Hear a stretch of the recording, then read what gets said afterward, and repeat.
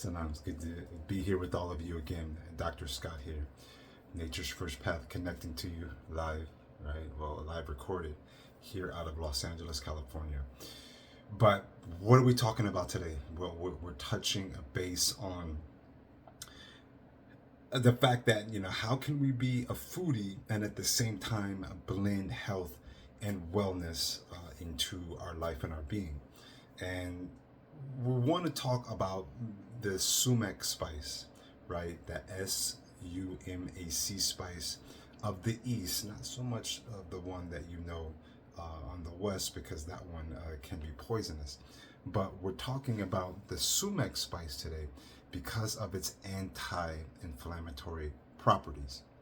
I'm going to talk to you in a moment about specifically what anti-inflammatory ailment that sumac really shows a lot of promise in. But if you've never seen it or tasted, it has the similar color and construct of ground hibiscus, but it's not hibiscus, and it can even have that kind of pungent taste of maybe Mexican hibiscus, but with a little bit more sharp edge and kick to it. Okay.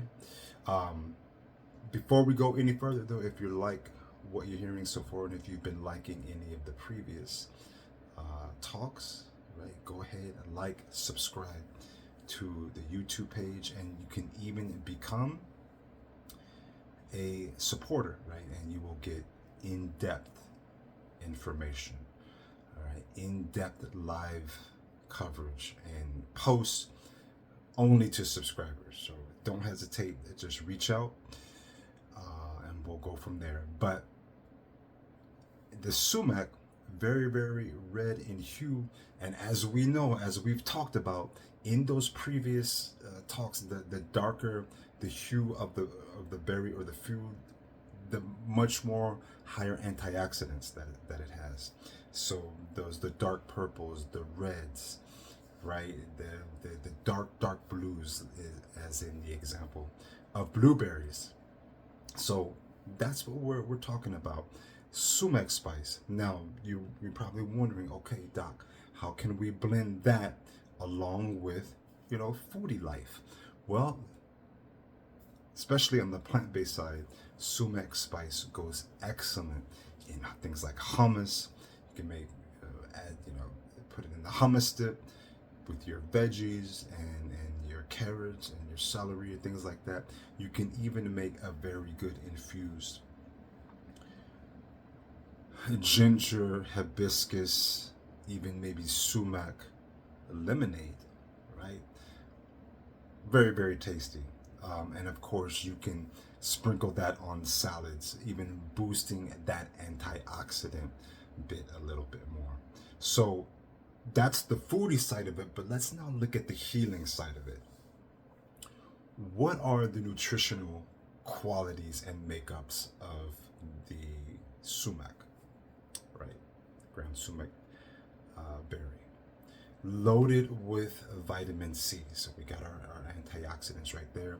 Very good for the skin, okay? It actually has a significant amount of omega-3s. So for those of us on the vegan or plant-based side of things, why don't we try adding some sumac, right? Throwing it into our stews, our salads, our vegetable spices, things like that. Even been known to grace and to heal the bronchial areas of the chest and the lungs. So it's excellent during those cold winter times and people are experiencing bronchitis and things of that nature. It soothes the gastrointestinal tract, right? So people who are having ulcer issues and stomach boils and lesions and tears and things of that nature, very helpful. All right, helps regulate and control the blood sugar.